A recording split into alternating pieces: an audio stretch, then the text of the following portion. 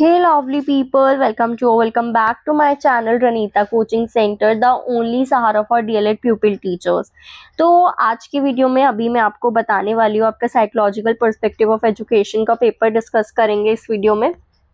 और सर आप बताना कमेंट करके कि आपका पेपर कैसा गया, और जो एंड मोमेंट में मैंने आपको इम्पॉर्टेंट क्वेश्चंस बताए थे, पीवाई की अपलोड करा था, डेफिनेशंस करवाई थी, वो हेल्पफुल थी या नहीं पेपर में, उससे रिलेटेड आपको आया समझ में या नहीं आया वो भी ज़रूर बताना, और आपका पेपर कैसा गया वो भी ज़रूर बताना। चलो पार्ट 1 में सबसे पहले आता है हमारा एमसीक्यू में। देखो सबसे पहला क्वेश्चन है learning occurs mainly through.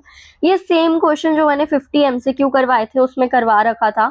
Learning किसके थ्रू होती है? हेरिडिटी के थ्रू, एक्सपीरियंस और प्रैक्टिस, इंस्टिंक्टिव बिहेवियर या बायोलॉजिकल मैच्योरेशन। इसमें करेक्ट आंसर रहेगा ऑप्शन बी, एक्सपीरियंस और प्रैक्टिस से। Then option question number 2, which of the following theory comes under stimulus response theory? तो इसका आंसर रहेगा सी, क्लासिकल कंडीशनिंग थ्योरी। ठीक है, नेक्स्ट देखते हैं question number 3, motivation mainly influences learning by. Motivation किसको मेनली इन्फ्लुएंस करता है लर्निंग को? बाय, कैसे? ऑप्शन सी यहाँ पर आपका करेक्ट रहेगा, डायरेक्ट करके और सस्टेन करके एफर्ट्स को। अब इसमें जो मैंने आपको ट्रिक बताई थी वो फॉलो करी होगी जिन बच्चों ने, उनका सही गया होगा। और ट्रिक ये है कि जो नेगेटिव पॉइंट्स थे उनको हटा दो, क्योंकि मोटिवेशन क्या है आपका? पॉजिटिव है। तो जो पॉजिटिव आपको दिख रहा है उस पे आप करेक्ट वो आपका आंसर होगा। नेक्स्ट फोर्थ है, अ teachers revises key concept at intervals to prevent forgetting. तो ये क्या होगा? ये क्या है आपका? स्पेस्ड प्रैक्टिस होता है। तो यहाँ पर ऑप्शन बी सही हो जाएगा। नेक्स्ट क्वेश्चन नंबर 5, ये जो स्टेज है in which children talk aloud to guide their action, तो वो कौन सी स्टेज होती है? ये होती है ईगोसेंट्रिक स्पीच। ऑप्शन सी यहाँ पर करेक्ट हो जाएगा। ओके, आगे देखते हैं question number 6, inner speech important है क्योंकि ये हेल्प करती है किस चीज में? तो इनर स्पीच आपकी हेल्प करेगी option number B, silent thinking और सेल्फ रेगुलेशन में। ठीक है, आगे देखते हैं question number 7, guidance at the elementary level mainly aims at. किस पे? एलिमेंट्री लेवल है, छोटा लेवल है, तो करियर के बारे में तो नहीं होगी, एग्जामिनेशन कोचिंग भी नहीं होगी, और इंटेलिजेंस टेस्ट के लिए भी नहीं होगा। तो ऑप्शन सी, होलिस्टिक डेवलपमेंट, यानी कि बच्चे की टोटल डेवलपमेंट के लिए। Next is question number 8, anecdotal record किसके लिए यूज होता है? ये मैंने आपको जो डेफिनेशन करवाई थी उसमें भी एक्सप्लेन करा था, प्लस मैंने इंपॉर्टेंट क्वेश्चंस में भी ये डाला था। तो किसके लिए होता है ये? स्पेसिफिक इंसिडेंट ऑफ बिहेवियर को कैलकुलेट करने के लिए होता था। तो ऑप्शन बी यहाँ पर करेक्ट है।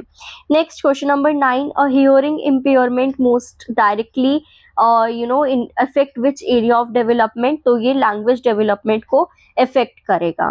Next question number 10, prejudice against learners with disability mainly lead to. तो इसमें प्रेजुडाइज है तो ये क्या है? नेगेटिव है। तो हम इनमें से नेगेटिव पॉइंट को ढूंढेंगे।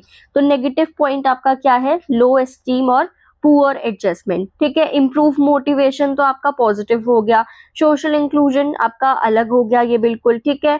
सोशल इंक्लूजन भी पॉजिटिव है कि हम सोशली बच्चे को इन्वॉल्व कर रहे हैं, इंक्लूड कर रहे हैं, और बेटर ट्रांसफर ऑफ लर्निंग भी पॉजिटिव हो गया। तो नेगेटिव यही है, lowest self esteem and poor adjustment. आगे देखते हैं 11, मुझे जरूर बताना आपके कितने मार्क्स बन रहे हैं इन 20 में से कितने आपके बन रहे हैं एमसीक्यूज में। एजर्शन और रीजन में एजर्शन है, insight learning emphasises perception of the whole situation.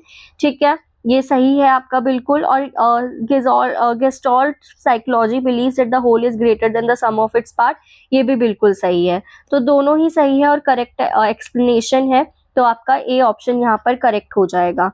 Next 12th question, assertion है कि फॉरगेटिंग जो है वो हमेशा हार्मफुल होती है।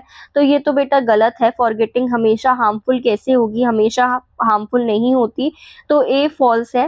रीजन है कि फॉरगेटिंग जो है वो हेल्प करता है remove unnecessary information.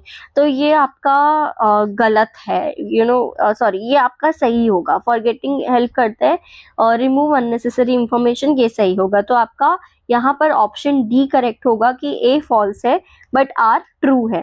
Next question number 13, assertion दे रखा है कि सोशल इंटरेक्शन जो है वो जरूरी होती है इफेक्टिव लैंग्वेज एक्विजन के लिए। ठीक है, तो ये तो सही है। और रीजन है लैंग्वेज डेवलप जो होती है वो आइसोलेशन में होती है, अकेले रह के होगी तो ये तो बिल्कुल गलत है। अकेले रह के आइसोलेशन में तो लैंग्वेज डेवलप हो ही नहीं सकती। तो यहाँ पर ऑप्शन नंबर सी आपका करेक्ट हो जाएगा कि ए ट्रू है बट आर फॉल्स है। नेक्स्ट क्वेश्चन नंबर 14, एजर्शन दे रखा है कि एग्रेसिव बिहेवियर अफेक्ट करता है लर्निंग को नेगेटिवली, तो बिल्कुल सही है, नेगेटिवली इफेक्ट करेगा। और इमोशंस जो है वो डिस्टर्ब करते हैं, disturbance interfere with attention and memory, तो ये भी बिल्कुल सही है। तो दोनों सही है और ये करेक्ट एक्सप्लेनेशन है, क्योंकि आपका एग्रेशन क्या है, एग्रेसिव बिहेवियर भी एक तरह का इमोशन है। आगे देखते हैं क्वेश्चन नंबर 15, एजर्शन में दे रखा है कि प्रेजुडाइजेस अगेंस्ट स्पेशल लर्नर, ये नेचुरल है और अनअवॉइडेबल है, तो ये तो बिल्कुल गलत है, इसको हम अवॉइड कर सकते हैं और ये बिल्कुल भी नेचुरल नहीं होने चाहिए। रीजन क्या है कि अवेयरनेस और एजुकेशन जो है वो रिड्यूस कर सकते हैं डिस्क्रिमिनेटरी एटीट्यूड को, बिल्कुल सही है। तो यहाँ पर ए फॉल्स है और आर ट्रू है। ओके, अभी मुझे बताना कि कितने आपके मार्क्स बन रहे हैं। पार्ट 3 में आपके पास क्वेश्चन था सबसे पहले, how can conditioning help reduce students fear of examination. अब इसमें बता दो, मैंने इंपॉर्टेंट में नहीं बताया, कंडीशनिंग इंपॉर्टेंट में नहीं बताया था, तो पहला तो आपका क्वेश्चन इंपॉर्टेंट उसमें से ही आया था। सेकंड आ जाता है 17th question, how does learning differ from changes caused by biological factors. तो लर्निंग जो है वो कैसे अलग है, जिन्होंने कोर्स लिया था साइकोलॉजी का, ये सेम क्वेश्चन मैंने उसमें डाल रखा है, सेम क्वेश्चन डाल रखा है। नेक्स्ट है, how can a teacher use trial and error learning while teaching mathematics. Same trial and error नहीं डाला था क्या, मैंने बोला था सारी थ्योरीज कर लो, थ्योरीज में से ही आएगा पेपर, आ गया। आगे, how interest influences memory, explain with classroom example, बहुत इजी क्वेश्चन था। उसके बाद इमोशनल स्टेट अफेक्ट मेमोरी और लर्निंग, कैसे इमोशनल स्टेट मेमोरी और लर्निंग को इफेक्ट करता है। उसके बाद आपका क्वेश्चन आया था, explain the role of early home training in language acquisition. Language acquisition मैंने आपको इंपॉर्टेंट बताया था, ठीक है। इंडिविजुअल और ग्रुप गाइडेंस के बीच में क्या डिफरेंस होता है। फर्स्ट जनरेशन लर्नर्स, ये भी मैंने आपको इंपॉर्टेंट में डाल के दिया था। इवन डेफिनेशन वाली वीडियो में भी मैंने फर्स्ट जनरेशन लर्नर कौन होते हैं ये बताया था और क्या चैलेंजेस ये फेस करते हैं, ये तो बहुत इजी क्वेश्चन था।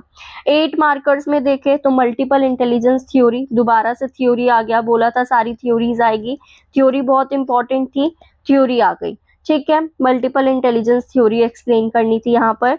उसके बाद कन्वर्जेंट और डाइवर्जेंट थिंकिंग, सुबह ही डेफिनेशन वाली वीडियो में मैंने ये आपको क्लियर करा था कन्वर्जेंट और डाइवर्जेंट थिंकिंग का। उसके बाद बोला था ना ये वाला क्वेश्चन आएगा ही आएगा, सेम क्वेश्चन मैंने आपके, चाहे अभी जाके देख लो, सेम क्वेश्चन, जिन्होंने प्रिपेयर नहीं करा वो पछता रहे होंगे। सेम मिनिमाइज फॉरगेटफुलनेस को कैसे मिनिमाइज करें, सेम क्वेश्चन मैंने आपको इंपॉर्टेंट क्वेश्चन में दे रखा है, इंपॉर्टेंट टॉपिक जो बताया है उसमें दे रखा है, और बिल्कुल इसी सेम क्वेश्चन को, बिल्कुल सेम क्वेश्चन को मैंने उसमें आंसर के साथ एक्सप्लेन कर रखा था, ठीक है। तो सुन लिया करो, इंपॉर्टेंट क्वेश्चन जो बताए जाते हैं अच्छे से प्रिपेयर कर लिया करो। उसके बाद है फैक्टर जो मेमोरी और फॉरगेटिंग को इन्फ्लुएंस करता है, ठीक है, बच्चे के, स्टूडेंट के एकेडमिक परफॉर्मेंस को, दोबारा से फॉरगेटिंग वाला आ गया। उसके बाद फंक्शंस ऑफ लैंग्वेज, लैंग्वेज के क्या फंक्शंस होते हैं रियल लाइफ में और इनसाइड द क्लासरूम। डिसेबल वाला बोला था मैंने, इंपॉर्टेंट है, डिसेबल कोई भी आ जाएगा, सारी डिसेबिलिटी को अच्छे से करना है, आ गया ये क्वेश्चन भी। उसके बाद रिकॉर्ड वाला भी मैंने बोला था, स्टूडेंट रिकॉर्ड भी बोला था, दोनों रिकॉर्ड्स बोले थे, एनेक्डोटल कर लो, क्यूमुलेटिव रिकॉर्ड कर लो, तो इसकी क्या इंपॉर्टेंस है यही पूछी गई है, ठीक है। आगे लास्ट क्वेश्चन आपका आता है, चिल्ड्रन विद स्पेशल नीड। सारे जो मैंने आपको इंपॉर्टेंट क्वेश्चंस में बताए थे वो ही ऑलमोस्ट आपका 95% मान के चलो, 95% पेपर आपके इंपॉर्टेंट क्वेश्चन से ही आया है, इंपॉर्टेंट टॉपिक से ही आया है। तो चिल्ड्रन विद स्पेशल नीड भी मैंने बोला था कि इंपॉर्टेंट है, ये भी आपका पेपर में आ गया, ठीक है। अब क्या, अब तो ये वाला तो पेपर हो ही गया, जिसका अच्छा गया, वेरी गुड। जिसका अच्छा नहीं गया वो भी बताना, क्या गलती करिए, क्या मिस्टेक करिए। मेरे पास 1-2 बच्चों का मैसेज आया कि उनका 8 मार्कर छूट गया, 8 मार्क्स का क्वेश्चन आप कैसे छोड़ के आ रहे हो बेटा? 8 मार्क्स का तो छोड़ ही नहीं सकते। मैंने सुबह ही वीडियो डाली थी, सुबह ही एक वीडियो डाल के मैंने आप लोगों को एक्सप्लेन करा था कि आपको क्या गलती क्या गलती नहीं करनी है, अवॉइड करनी है, कि आपको टाइम मैनेज करके चलना है। एमसीक्यू को ज्यादा टाइम नहीं देना है, जो समझ में आ रहे हैं पहले वो करने हैं, जो नहीं आ रहे उसको छोड़ देना है। तो आपको उस चीज को फॉलो करके चलो। प्लस एसपीपीई का कोई भी अभी कोर्स लॉन्च नहीं कर रखा है मैंने, ठीक है, सोशियो फिलोसफिकल का कोर्स नहीं लॉन्च हो रखा। आप एसएलएम का अगर पढ़ना चाह रहे हो तो एसएलएम का कोर्स ऑलरेडी लॉन्च, उसमें सब कुछ आपको मिलेगा, unit wise notes, lecture video, ठीक है, इंपॉर्टेंट क्वेश्चन, पीवाईक्यू का आंसर की। बट अभी एसपीपी के लिए क्या करें, बहुत ज्यादा परेशान हो रखे हो तो परेशान होने की जरूरत नहीं है, बिल्कुल भी जरूरत नहीं है, क्योंकि मैं बैठी हूँ आपके साथ। तो इसमें मैं आपका इंपॉर्टेंट क्वेश्चंस मैं बता दूंगी आपको, साथ ही साथ मैं आपको बता दूंगी पीवाईक्यू सॉल्व करवा दूंगी, ठीक है। और साथ ही साथ मैं कोशिश करूंगी, आप मुझे बताना क्या आप लोगों को पढ़ना है, तो मैं यूट्यूब पे ही इसका कंटेंट जितना भी मैं डाल सकती हूँ मैं यूट्यूब पे ही अपलोड कर दूंगी। तो मुझे कमेंट में ज़रूर बताना व्हाट यू वांट, क्योंकि आप लोगों के जैसे जैसे कमेंट आते हैं और मुझे ऐसा लगता है कि मेरी वीडियो से ज़्यादा बच्चे उनको हेल्प मिल रही है, तो मैं और ज़्यादा वीडियो बनाने के लिए मोटिवेटेड होती हूँ। तो अपने फ्रेंड्स के साथ भी शेयर करो, ठीक है, जिनको भी ज़रूरत है और जो भी अपने एग्जाम्स को लेके बहुत ज़्यादा परेशान है। तो चलो अब मैं मिलती हूँ आपसे नेक्स्ट वीडियो में, बहुत अच्छे से प्रिपेयर करेंगे आपके सोशियो फिलोसफिकल के लिए भी।